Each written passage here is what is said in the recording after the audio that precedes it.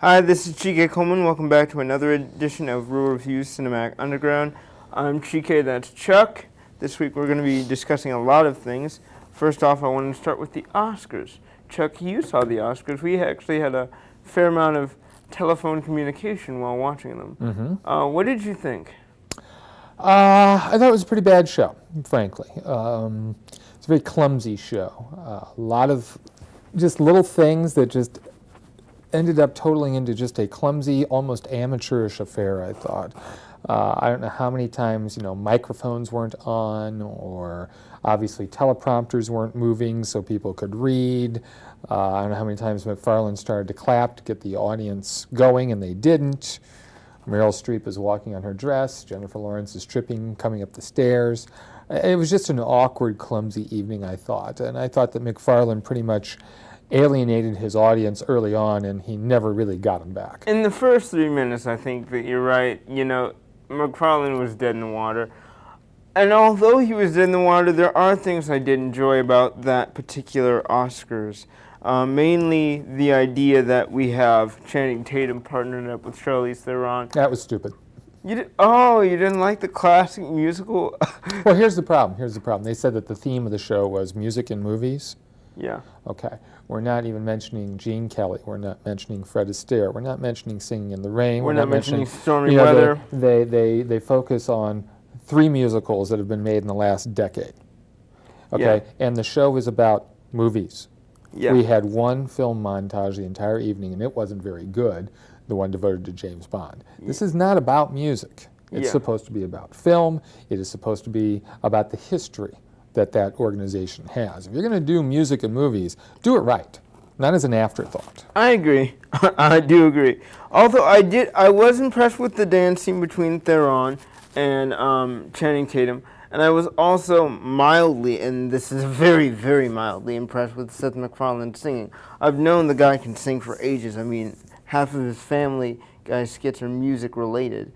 But you're right. It was a very clumsy, messy Oscars. Were you shocked by any of the winners? There were a couple of surprises along the way. I was surprised that Ang Lee won Best Director. It wasn't a huge shock, but still, I thought that Spielberg had the inside track with Affleck not being there. Yeah, I was really hoping for Spielberg to win it. I was kind of actually disappointed that Ang Lee won. Well, you can't, it's kind of like Meryl Streep. You can't keep inviting her to the party and not give her one every once in a while, which they did last year. It's the same with Spielberg. You can't keep nominating him and not give him one every once in a while. I mean, it's been over 10 years since he won his last one, and when you think about what he means to that industry, you got to give him props every once in a while. And this would have been a prime example of doing so. I was also disappointed by Best Animated Feature. Yeah, that was maybe the greatest injustice of the evening. I really think it was, because I was expecting and hoping for Wreck-It Ralph to win it. Yeah, well, it just shows that Disney and Pixar know how to run a good campaign. I suppose so. They got the word out there maybe a little bit better. But yeah, I didn't like Brave. Of the 5 nominated, it was the least favorite as far as I was concerned. That was my opinion as well. I thought Paranorman might have snuck in there, but not even that was really given much of a lift. Yeah, I wasn't much impressed with that film either. But it was also, I thought Christoph Waltz was a mild surprise, but that category was just so hotly contested. Yeah. He gave, I would have to say, I guess the best part of the evening were the speeches. After you peeled away, after you got McFarlane away and you peeled away to things, some of the speeches just had some incredibly human moments, and that was the highlight, and Waltz was very classic. Yeah, I think the one with the most human moment, however, was Ben Affleck winning Best Picture. That was good, and also there was the documentary short, which I hadn't seen, but I'm assuming it has to do with a homeless woman who was an artist, because I don't know if you remember that, the 2 filmmakers brought the young lady up and was saying how, need to support the arts and things like that. Made me curious to see that film, because obviously it was an incredibly emotional moment for all of them. Best documentary searching for Sugarman was really no surprise. Although I am curious about seeing that other documentary listed, The Invisible War. I have a copy of that if you want to borrow it. I would love to borrow it. Yeah, you know, and again, I have said this for years, that they need to run the vote totals, the final tally of the top 3 at the bottom after the award is announced. I think it would make it much more interesting. And tell me you don't want to see how close that Best Supporting Actor race was. Oh, yeah. I mean, you know, I know that they declare a tie if there is a difference of only 2 votes. So and they only had one tie. Well, there's only been like 5 in the entire history. Wow. So again, I'd really like to see what the final total was for Best Supporting Actor and a few other categories too. Yeah, because I bet you Sally Field was like inches away from getting that. Think so? Yeah. I don't know about that. If you say so. Yeah. I also wanted to talk to you about one of the films we didn't talk about last week on your favorites list, Minority Report. Mm-hmm. You have a great deal of affection for Minority Report. I love that film. Mm-hmm. Tell me why. Well, for a lot of reasons. It effectively shows that you can make an exciting action film that does not have to be stupid. Okay? I think of Minority Report every summer when I see these big bloated action films that are just nothing but excuses to sell toys or to bludgeon the audience to death. Spielberg shows you that he can excite you and also make you think and make you feel at the same time. I agree. I have to say that Minority Report, from my opinion, is one of Tom Cruise's best performances. He is fantastic. It showcases a level of vulnerability that I've not seen from him in years, except for the movie where he played the disabled man. Born on the 4th of July. Born on the 4th of July. He's so often underrated because of all the other things that, you know, cloud his image, the things he's associated with. And, you know, he's a handsome guy. You know, the handsome guys and the beautiful women always have to prove themselves a little bit better to show that, you know, it wasn't just my looks that got me here. I do have that talent. Mm-hmm. I've always thought he's talented. And you're right, Minority Report, you know, if people aren't aware of the film, I mean, he is dealing with his child has gone missing for years, and he is still dealing with the grief of that as the film opens. Mm-hmm. But it's just so smart. It's such a smart film, and it's also a movie that was just so forward-looking. I've read numerous articles about how things mentioned in that film now do exist. So, you know, that's what you'd like to see in science fiction, you know, not so much things that are impossible, but things that actually might come to be. Yeah, and so many of them have. Be practical. Yeah, exactly. I really think that was the ace in the hole for Minority Report, is that things were practical and not super far-fetched. You know what they just released last year was the board.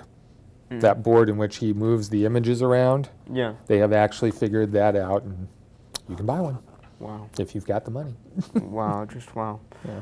Oh, man. The next film I wanted to talk with you about is American Beauty, Sam Mendes's first directorial feature. Yeah, why are we talking about this? Because we're getting ready to go on a Kevin Spacey okay.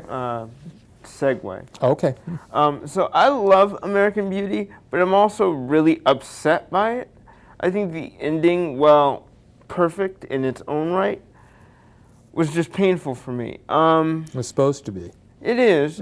It's supposed to be. Yeah, I know, but I just felt so much happiness for Kevin Spacey's character. Could you describe the plot for our viewers, for those who have been living under a rock and haven't seen it? Well, it's been a long time since I've seen it.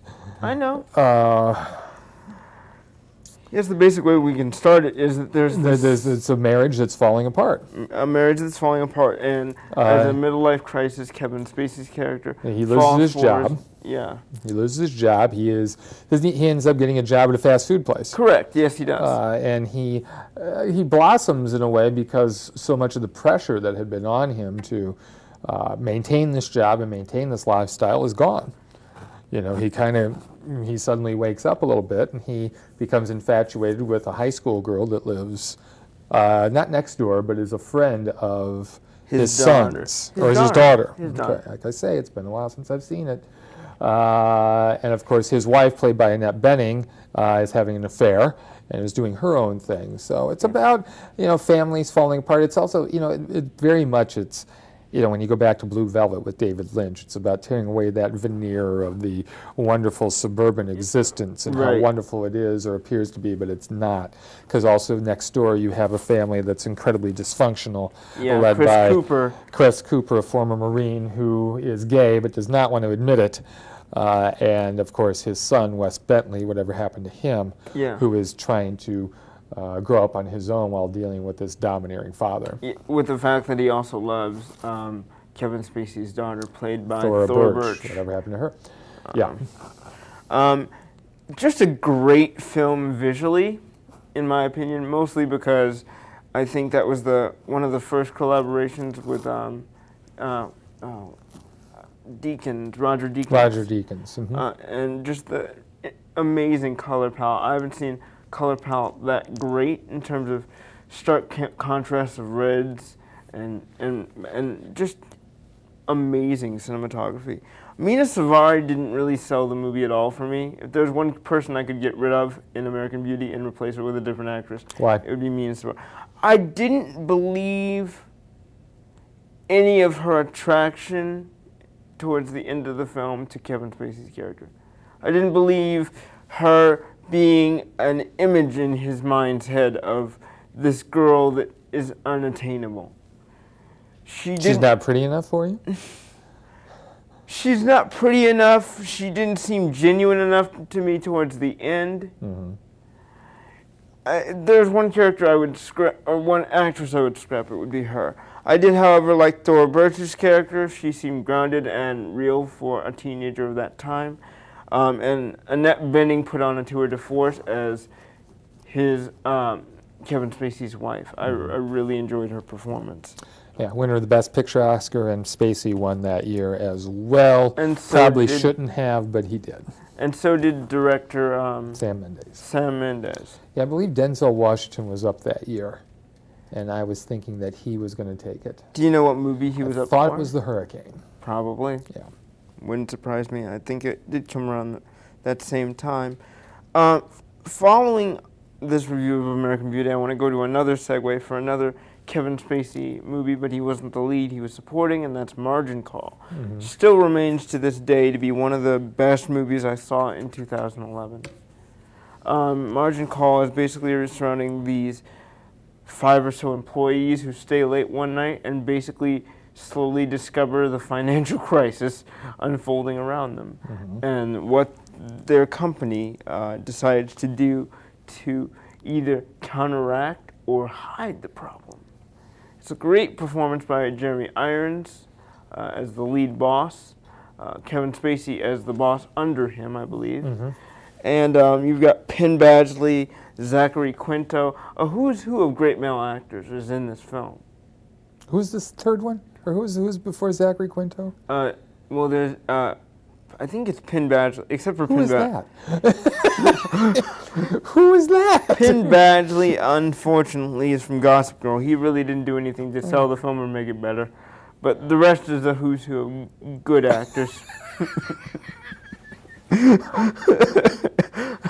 If you say so. Margin Call. Demi Moore, she's in it. She's right up there in the echelon. Oh, and let's not forget Simon Baker. Oh. Yeah. Who's who. Obviously, I need to go back and watch this. Yes. Yes. You do. Margin Call is one of those films.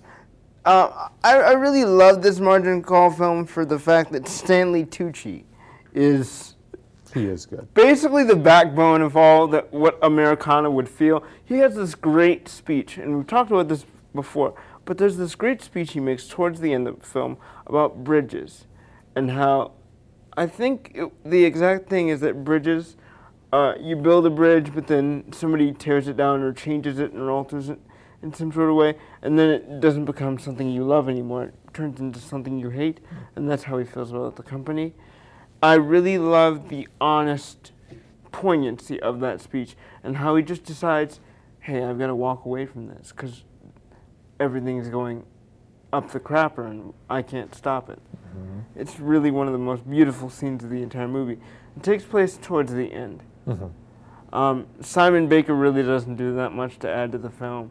He's there for exposition. I think at one point he explains everything that's going on Yeah. once they call the big bosses in. So yeah, he gets us up to speed as well in case we don't understand everything that's going on financially. And it is a little bit of an insider type thing. Yeah, it really is. But the fact that this was even able to be dramatized is something that I'm happy about, because I always wanted an answer to why the financial crisis happened. And this film gave it to me in a very easy to digest manner. Did you see Wall Street 2? I did not. Aha. Should I have? I think it's a better film than Margin Call. And it does a good job as well of explaining. Although, what was the Inside Job? Yeah. The documentary, what Matt Damon narrated? Which I did see, yeah. That also does a great job, too. So I agree completely. Yeah. So those are some films. we're going to go on a Stanley Tucci tangent when you're done with your Kevin Spacey tangent. You by want the way. to? Sure. Yeah. The last bit of this Kevin Spacey tangent. But I don't know if I can take much more. Oh, really? I like him, but, you know. All right, fair enough. And you haven't mentioned Superman Returns. Do we have to? Yeah, it's an underrated film, and he's Fine, Lex Luthor. let's talk about Superman. I don't want to talk about it. I'm just saying he didn't mention it. Let's move on. House of Cards. No, we're going to go to Superman Returns now. Kevin Spacey is really the only good thing about Superman Returns. Move on. The whole thing just falls Because you're apart. wrong, so move on. What, you think there's more good things about Superman Returns? I think it's an incredibly underrated film. How so? Well, here's your challenge, Chike Coleman. Okay. You have a character who is a American icon, pop culture icon. Been around for 75 years. Okay. Most every story you could possibly tell about this character has already been told. Okay. Your job is to now make it fresh again. What do you do? You. See, that's why I liked the film. Singer took chances with the character. What did he do with the character? That's what I'm asking you. He gave him a son. That's the biggest soap opera cop-out in human history. Okay, let's move on. Move Oh, on. Move on. All right, fine. Move on. The next thing we wanted to talk about today is House of Cards. You said last episode that you would try and finish House of Cards. You weren't able to completely do that, but I do want your take on the further few episodes that you've seen. It's becoming a rougher show to watch because I don't like anyone in it. Well, yeah. They're all absolutely insecure, deplorable people. Exactly. And I think that you have to have some sort of a rooting interest in any show you watch, and that's not there. Okay, it's not there. It's not there. It is intriguing. I think I can see where we're headed. Well, tell me where you think we're headed. I'm not going to tell you whether you're right or wrong. Just tell me where you think you're headed. Well, I think he's going to end up being named the vice presidential candidate, and then we'll go from there. I think that's where we're going to end the season. Okay, so what do you not like about the show? I just told you I don't like any of the characters. Well, other than not liking the characters, what specifically is really, really turning you off? I don't like the characters. Again, I've got to have somebody I like if I'm going to watch this thing and invest, 13 episodes, 50 minutes a time. Okay. And after a while, it's the reason, I tried watching that HBO program, Veep. Yeah. Hated all of them, too. Yeah, I tried that Not only too. were they deplorable, but they were stupid, too. At least these people are smart. But, Can't that be a good thing to like about them, even though they're deplorable? They're smart. They're crafty. Again, I need to have a rooting interest. They're crafty, but only in their own self-serving interests. So yeah, you're right. You've got this marriage between these two, and now because I don't get what I want, I'm going to knife you in the back, and I don't get what I want, so I'm going to knife you in the back. It's really? It's catty, yes. The only guy I like in the thing is the guy that runs the rib joint. Yeah. I like him. They should do a show about the rib joint. Yeah, I agree. I've loved, like I said last week, I love that actor. But I'll stick with it. We'll see where this ends up. But if you're right, if you're right or if you're wrong, would you want season 2 or no? I don't know. We'll see how it ends. One of the things that I love about House of Cards is the deception, is the backstabbing. Mostly because it's done in such a very crafty way. You know what my favorite episode is? Because you probably watched it now. The episode where he goes back home. To the library? Yeah. I hated that episode. Why did you hate it? Nothing happens. that's why I like it. It's completely a change in shift of pace. Number one. Number two, there's a nice little revelation about Frank Underwood in episode 8. And it's something that I really, really didn't see coming. I was just like, oh, okay. That happened in your life, really? And I like the insight of knowing who he was before he got to be such a powerful, conniving, deceitful person. So perhaps do you think this insight is why he's such a conniving, deceiving person? Is there some self-loathing going on here? I would say so. Is there a fact that he perhaps is gay and has just been in denial his entire life? Well, no, because they don't showcase that throughout the rest of the show, though. But the relationships he have with women are not what you would call romantic or loving in any way. They're relationships of convenience. Agreed. There's no passion there at all. So that whole episode had me believing that his whole life is a sham. And that's the tragedy. I wouldn't disagree with that at all. In fact, I would completely agree with that. His entire life to me is a sham because... Which probably speaks to Spacey because he's been closeted for who knows how long. He's never come out, yet the rumors have been there for years. No, yeah, I did hear that. So I mean, that probably appeals to him. And there's nothing wrong with that. No. But it does make the character a bit more fascinating for me. To know that there is that added dimension, there is that added layer of a past. That's what I was really searching for while I was watching House of Cards. I'm like, let me see what Frank was before he became this bad guy. And while we don't get any flashback scenes, thank God, we do get insight into what his former life was like. And that's what I enjoyed. And that's what made me carry on past episode 8 through episode 13. I didn't want to. I was right there with you. Like, this deceit is too much for me. They just continually keep stabbing each other in the back. You said you're at episode 10? No, I got 2 to go, 12 and 13. 12 and 13. So the really bad thing that... has happened. Okay. Yeah, and... You weren't surprised by that at all, I take it? A little bit. A little bit? Okay. I mean, I didn't think that character was going to be around much longer, but the way it happened surprised me a little bit. I like the secretary, his secretary. Yeah, and I hope that what happened doesn't mean that she's no longer in the show, because I enjoy her too. She to me is the strongest actress in the one moral point. She's almost likable. She's the one almost likable person there. But you know what really got me? I got really confused, and I'm sorry if I'm alienating viewers by talking about this show, but the teenage girl. Okay. I didn't know who she was when we first met her in the Because pilot. at one point she says, "Do you remember me?" Yeah, she fades away and basically becomes sort of a different person. So by the time she's reintroduced fully, I'm just like, I don't know why this chick is there. I've never seen her before. Yeah, but remember how she's reintroduced. She contacts them and wants money. She blackmails them.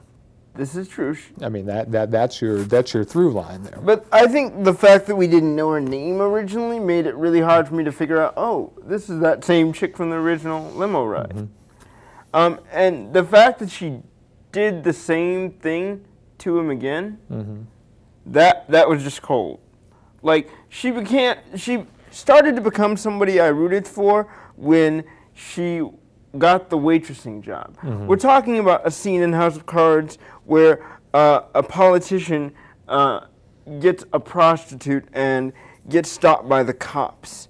In that character of the prostitute disappears, but then reappears in a different form, and basically proceeds to be a part of Frank Underwood's scheme to change that politician again for what I would say would be about the 3rd time that he's done it. Because in House of Cards, Frank Underwood giveth and he taketh away. Yep. I really like the show. I'm waiting on pins and needles for a 2nd season, but not as much as I'm waiting on pins and needles for a 2nd season of The Newsroom. They really need to hurry that up. Are there any movies that you saw this week? I saw Jack the Giant Slayer. From my Stanley Tucci tangent there.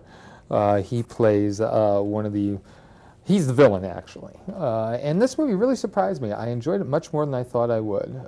It's romantic, it's adventurous, it's exciting, it's funny. It has everything. And I'm really impressed with this Nicholas Hoult kid. He was in Warm Bodies many years ago. He was in About a Boy. He was in X-Men First Class. Yes, he was also in The Weatherman with Nicolas Cage.